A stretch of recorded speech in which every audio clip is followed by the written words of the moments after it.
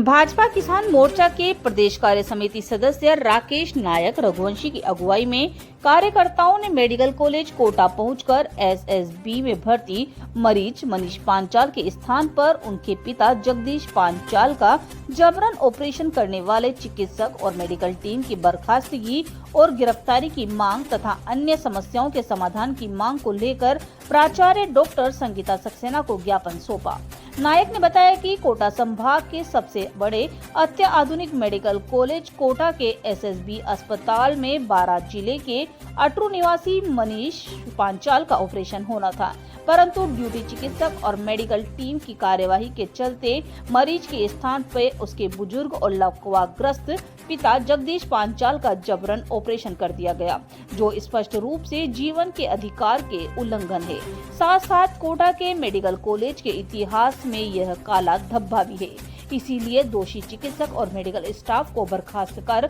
उनके विरुद्ध धारदार हथियार से जानलेवा हमला करने के समान कठोर कानूनी कार्यवाही होनी चाहिए। युवा नेता राहुल मीणा नरेंद्रपुरी ने बताया कि मेडिकल कॉलेज अस्पताल का फायर सेफ्टी सिस्टम भी बंद पड़ा हुआ है और बाहर परिसर में गंदगी का ढेर भी जमा हुआ है। सुअर विचरण करते रहते हैं, ठंडी हवा के लिए कूलर और पंखे पर्याप्त नहीं, साथ ही कचरा पात्र के बजाय कूलरों में ही कचरा जमा हुआ है। युवा नेता धवन दवाला और पार्षद दिलीप सिंह नायक ने बताया कि प्राचार्य ने 48 घंटे के अंदर जांच पूरी कर दोषियों के खिलाफ कार्यवाही करने और समस्याओं के समाधान का आश्वासन दिया है।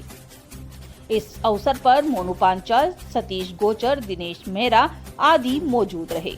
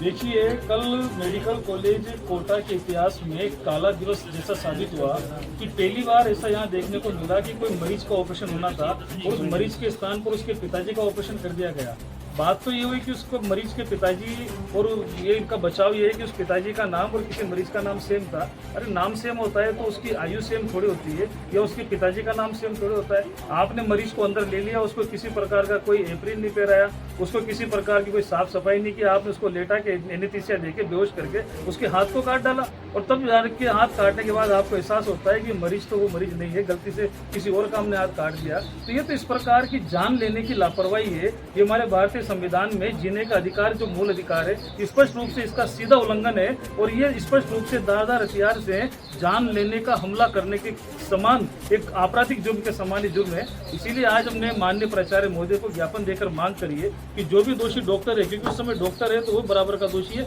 मेडिकल स्टाफ है तो भी बराबर का दोषी है, उनके खिलाफ कठोर से कठोर कार्रवाई की जाए। जिस प्रकार किसी पर जानलेवा हमला होता है और जानलेवा हमले के समान कार्रवाई होती है, वैसी कार्रवाई ऐसे ऐसे लापरवाह चिकित्सकों के खिलाफ की जाएगी तो राजस्थान के लिए सबक बनेगा। आज पूरा राजस्थान कोटा की तरफ उम्मीद भरी निगाह से देख रहा है कि इस मरीज को किस प्रकार न्याय मिलेगा, कितना जल्दी न्याय मिलेगा और कितना अच्छा न्याय मिलेगा। आपको ज्ञापन पर क्या प्राचार्य ने क्या? देखिए, प्राचार्य महोदय ने जांच की कमेटी बिठा दी है और 48 घंटे के अंदर रिपोर्ट आते ही उसके तुरंत कार्रवाई करते हुए प्राचार्य महोदय उनको निलंबित करेगी और आवश्यकता पड़ी तो उन्हें बर्खास्त करेगी, उन्हें कठोर से कठोर सजा दी जाएगी। और इसके लिए हम सब भी करबद्ध हैं, क्योंकि हमारे राजस्थान में माननीय मुख्यमंत्री भजनलाल शर्मा जी के नेतृत्व में, चिकित्सा मंत्री श्री गजेंद्र सिंह जी के नेतृत्व में पूरी जनता को हम चिकित्सा सुविधा, अच्छी चिकित्सा सुविधा उपलब्ध कराने के लिए कटिबद्ध हैं। और कहीं भी अगर किसी मरीज को परेशानी होती है तो ये सरकार के साथ हम कार्यकर्ताओं का भी दायित्व बनता है कि उस मरीज को उसका पूरा अधिकार दिलाएं।